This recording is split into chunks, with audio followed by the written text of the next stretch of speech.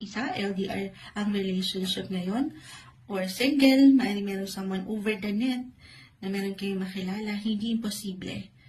Inspired. Ang ganda. Okay, ito yung umaangat. Add pa tayo. Anong gustong sabihin sa'yo ng yung person? Ng taong ito na mahal mo. Ayan, Sagittarius. Sana ay mahalin mo pa rin ako. Parang may kanta to, no? Sana, napakanta na naman sa mong chat. Sana mahalin mo pa rin ako. Sana mahalin mo pa rin ako. May isa pa.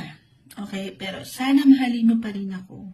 Ito maaaring mag-apply dito sa ilang, actually, sama na natin to. Ako ang may problema, hindi ikaw.